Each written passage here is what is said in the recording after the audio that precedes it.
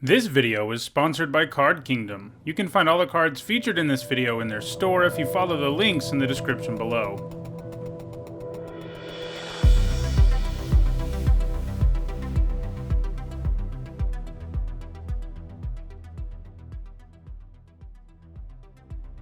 Hi everyone, I'm Nisha and it's Wednesday, so that means it's time for another MTG Top 10.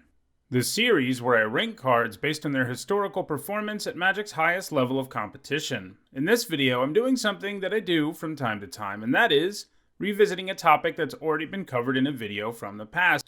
In this case, we're looking at Planeswalkers, and actually, I've looked at the top 10 Planeswalkers twice before. Once back in November of 2016, and once in March of 2019. This is a list that gets shaken up pretty often, since Planeswalkers are cards that get pushed really hard by Wizards, resulting in new super powerful Planeswalkers taking their place on this list while dislodging other ones that had been on the list before. Over the last couple of years especially, we've seen some crazy powerful Planeswalkers. The last time I did this in March of 2019 was just before War of the Spark, so a lot of Planeswalkers have been printed since then. This list was shaken up even more than I expected. 4 Planeswalkers are on the list this time that weren't on it last time, and all but one card on the list has a new spot within the top 10. So even though it's been less than 2 years, a lot has changed.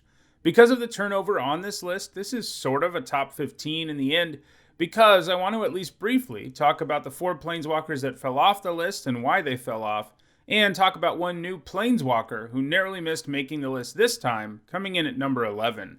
So we'll really be seeing the 15 Planeswalkers with the highest scores in this video. Before we get to that though, here's a quick reminder on how I score cards in my MTG Top 10s. A top 8 at a Players Tour, Pro Tour, Mythic Championship, Mythic Invitational, Legacy Championship, or Vintage Championship is worth 2 points, and a top 8 at a Grand Prix or Magic Fest is worth 1 point. Alright, now let's look at the 4 Planeswalkers who were on the list last time, but this time got knocked off the list by new Planeswalkers. First, we'll look at Karn Liberated, who has the 15th highest score among all Planeswalkers. Karn didn't make this list in 2016, but snuck onto it in 2019 at number 10, largely on the strength of being played a lot in modern Tron decks. Karn hasn't stopped seeing play since 2019 either. He's actually added 13 points to his score since the last list, still mostly played as a win condition in Tron decks in Modern. However, 13 additional points was only enough to get his score to 81, and this year the number 10 card on the list is 102 points. It is possible that Karn will find his way onto this list again, but there is a tough road ahead unless he starts to see considerable play in other formats. Next, there's Jace, Architect of Thought. Since the 2019 list, Jace, Architect of Thought has gained exactly 0 points. Staying completely idle made it very difficult for him to remain on the list. He just really hasn't been played that much since rotating out of Standard, and while he has a few points in Modern, it's been a long while since he's gained any points there. It's unlikely he will continue to gain points, and he will only get farther and farther from this top 10 going forward, but at least he made it the first couple times. The Planeswalker with the 13th most points is Ugin, the Spirit Dragon. Like Karn, Ugin is a very expensive but powerful Planeswalker who serves as a win condition in various ramp decks, including Tron in Modern. In 2016, Ugin was number 9, and he held on to that spot in the 2019 list. Unfortunately, this time around he wasn't able to stay on the list, and this is despite a standard legal reprint. Ugin has actually gained 27 points since the 2019 list, which is pretty good, but it wasn't enough to keep up with the other cards on the list. That said, Ugin has a really long time to go in Standard, and is also being played in Historic and Pioneer ramp decks, so I think Ugin has a real shot at getting back on this list before I do it again in a couple years. Something I'm less certain about with the other Planeswalkers who were on the 2019 list but didn't make the list this time. He's just one of the best things you can do with stupid amounts of mana. The Planeswalker with the 12th most points is Jace, Vryn's Prodigy, which is the second Jace to get knocked off the list this time around. This Flipwalker eventually amounts to being a powerful 2-mana Planeswalker that gives you some serious card selection in the early game, and that has made it an attractive option in many blue decks. Like Architect of Thought, Jace has really been slipping down the list since being at number 6 in 2016. He was at number 9 in 2019, and now, obviously enough, he's dropped to 12. Unlike Architect of Thought though, Vryn's Prodigy has not been completely idle since 2019, and has actually gained 20 points in the last 2 years, and only narrowly missed out on the number 10 spot on this list where the card currently in that position has 102 points. Jace gained most of those points in Pioneer, and most of them came in the Dimir Inverter deck, which is now banned out of the format, so it'll be interesting to see if he can find some more points going forward. At number 11, it is Narset Parter of Veils. She is one of the Planeswalkers who was printed since the last list, and in those 2 years, she has amassed 101 points, which were enough to surpass all the Planeswalkers who made the list last time, but didn't make it this time. Narset isn't really the kind of Planeswalker who just takes over games with super insane loyalty abilities. Instead, most of her power comes from her static ability, something Planeswalkers started to have, starting with War of the Spark. Her ability to keep people from drawing extra cards is super good, especially in the Eternal formats where she's played a ton. She was even restricted in Vintage because she was having such a huge impact on the format. While she isn't on the list now, I would be pretty surprised not to see her find her way onto it in the 2023 version of this video. Alright, those are the 4 Planeswalkers who made the list last time and fell off, plus Narset who narrowly missed the list. Now, let's get to the actual top 10. At number 10, it is Oko, Thief of Crowns. The fact Oko is on this list probably doesn't surprise anybody, though I bet some thought he would be even higher than this. After all, he only barely beat out Narset for the number 10 slot. Oko is one of the most maligned cards released in the last couple of years, and this is because he was just way too powerful. This wasn't immediately obvious to most people, including me when they previewed Oko. People thought he would be good, but there wasn't really anyone who thought he would be utterly busted. But once people started playing with him, it was obvious that he could take over games easily, despite only being a 3-mana Planeswalker. His 3 abilities are all great. His +1 ability is really the most powerful one, as you can use it to turn your opponent's best creature or artifact into a vanilla 3/3, which is a pretty big downgrade. You can also use it on your own stuff, like the food Oko makes to turn things into creatures. Then his -5 allows you to exchange control of stuff, like, by giving them your food for something much better of theirs. Oko was a huge problem, and has been played in every single format. He was the most overpowered in Standard, where he was not legal for very long, but he still managed to gain 60 points in the format. The peak of his Standard dominance came between August 8th and 10th when he was in 18 of the 24 decks to top 8 Premier events. That's all in one weekend. He was ultimately banned out of Standard, Pioneer, Historic, Modern, and even Brawl. That definitely played a role in suppressing Oko's score, and if he hadn't been banned in Standard, he may have challenged for a much higher spot on this list.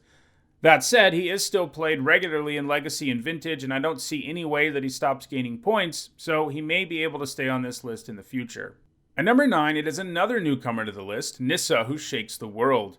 As a War of the Spark Planeswalker, she comes with a static ability, and hers is really strong. She doubles the mana your forests produce.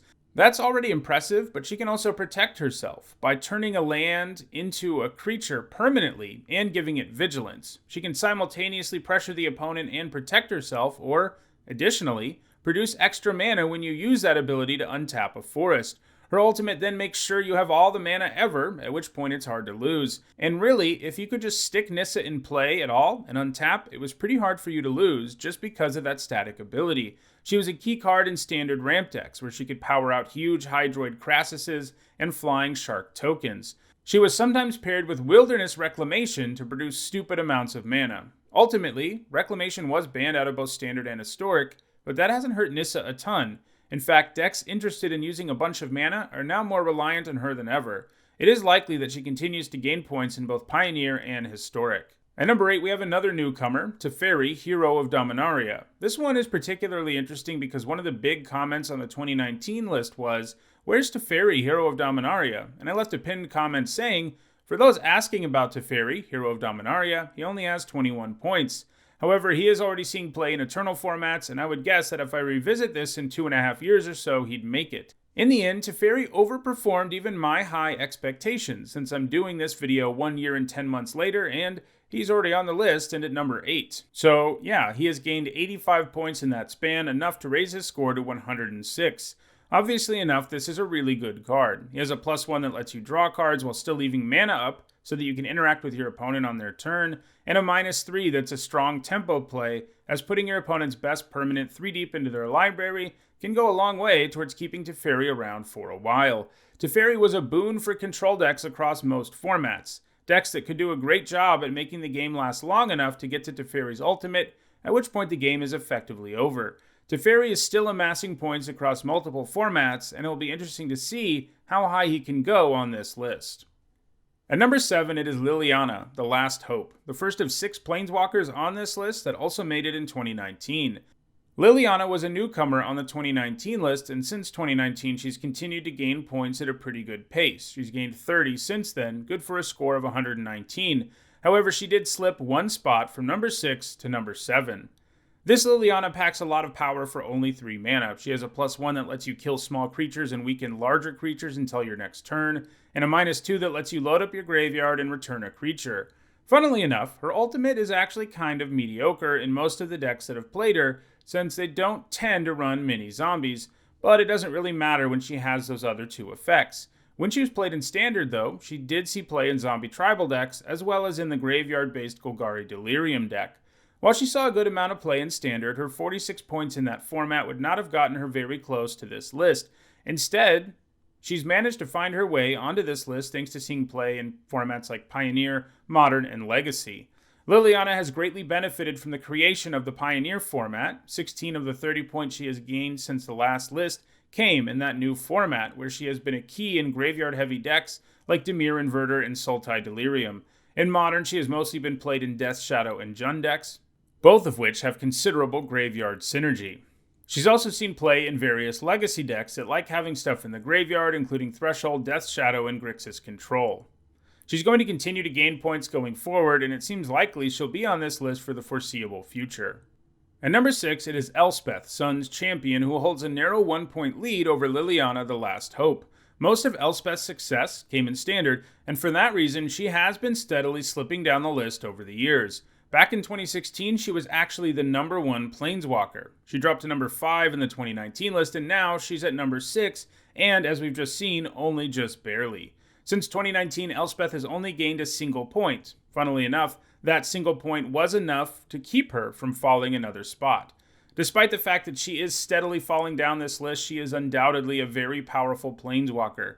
Her +1 makes you 3 creature tokens who can both protect her and pressure your opponent. Her -3 can deal with large problem creatures, and her ultimate can turn all her soldier friends into a one-hit kill. She's basically a one-woman army. As I said, Standard is where she saw the vast majority of her play. She has 110 points in that format alone. Outside of Standard, she's been played in Modern blue-white control decks, and that is where her lone point came from since the 2019 video. Unfortunately for Elspeth, I do think her days on this list are numbered, and I imagine if I revisit this in 2 years, she won't be on the list at all. At number 5, it is Liliana of the Veil, the second Liliana to make the list. While she hasn't taken quite as far a fall as Elspeth has, Liliana has been progressively dropping on this list too. She was at number 3 in 2016, number 4 in 2019, and now she's number 5.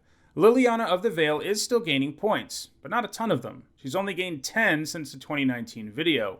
Like Liliana of the Last Hope, this Liliana gives you a ton of value on turn 3, and she's pretty hard to beat when she comes down that early. She can come into play, make your opponent sacrifice what is probably their only creature, and then start making players discard cards. Then her ultimate can completely reshape the board, and it can get there surprisingly quickly. While she saw decent play in Jund decks in the Standard over day, she only earned 35 points in that format. Modern is really where Liliana has done the most work. She's been a fixture there since the format began in 2011, and she's been a key card in Modern Jund decks, with some top 8s along the way, in Gifts Control, Abzan, and Death's Shadow most recently. She's also been played some in Legacy, Threshold, and Land decks, and she even has a single top 8 in Vintage, but it did come back in 2017. She is going to continue to gain points, but it will be interesting to see if she can keep pace with some of the cards around her. At number 4 is Teferi, Time Raveler, the last newcomer to make the list. 154 points is a whole lot, especially when you think about the fact that Teferi Time Raveler hadn't been printed when I made the 2019 video, and that means all of its points have come between then and now. As a War of the Spark Planeswalker, Teferi of course comes with a static ability, and his is a doozy. He makes it so your opponent can't cast spells at instant speed. Meanwhile, his +1 makes it so that you can cast all your sorceries at instant speed. Those two things combined make it so that the person who controls Teferi has all the interaction in the world, while the person staring down Teferi has very little. His -3 also lets you bounce most non-land permanent types while also drawing you a card. Overall, this is another 3-mana planeswalker that can take over games. He may not have a real ultimate, but his static ability is super powerful and enough for Teferi Time Raveler to be played in every single format. Ultimately, Teferi was banned in Standard and Historic, which might make you think Teferi's overall score is even more impressive, but the ban on Teferi Time Raveler was widely panned as coming way too late, after he'd already done a ton of work in Standard. He'll continue to gain points in non-rotating formats going forward, and I would guess he'll be on this list when I check it again in a couple of years. At number 3, it is Gideon, ally of Zendikar. After holding the number 2 spot on both the 2016 and 2019 lists, he has now dropped 1 spot. Gideon was a dominant card during his time in Standard, and a huge chunk of his score comes from 144 Standard points. Gideon's ability to churn out 2/2 creatures to protect him and pressure your opponent, plus the ability to rumble himself, makes him quite nice. It's also interesting that he has an ultimate you can use the minute you play him, and sure, it isn't game-breaking like a lot of ultimates, but sometimes an Anthem effect will help you do lethal, and that's all you need. His highlights in Standard came in decks like Abzan, Selesnya tokens, and Mardu vehicles. He's picked up top 8s in modern decks like Abzan, Jund, and Hate Bear. He also sees play in Legacies, Death and Taxes, and Miracles. He even sees some play in vintage Landstill decks, where if you can stick Gideon ahead of Standstill, he can just churn out allies, which will eventually make your opponent have to play a spell. While Gideon has been gaining points in formats like Legacy, Modern, and Vintage, he's only gained 6 points since the 2019 video, indicating that he may be slipping even further down the list going forward. At number 2, it is Chandra, Torch of Defiance. She's the only planeswalker who was also on the 2019 video that has actually moved up. She was a newcomer on the 2019 list where she was number 3, and now there's only one planeswalker in front of her.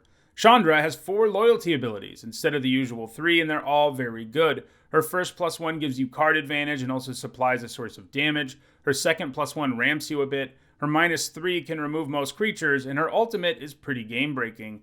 Like Gideon, a huge chunk of her points came in Standard, 154 of 185 points to be exact. Unlike Gideon, though, she has been pretty active outside of Standard since the 2019 video, putting up 22 points since then. It isn't like Chandra has been especially reliant on one format either.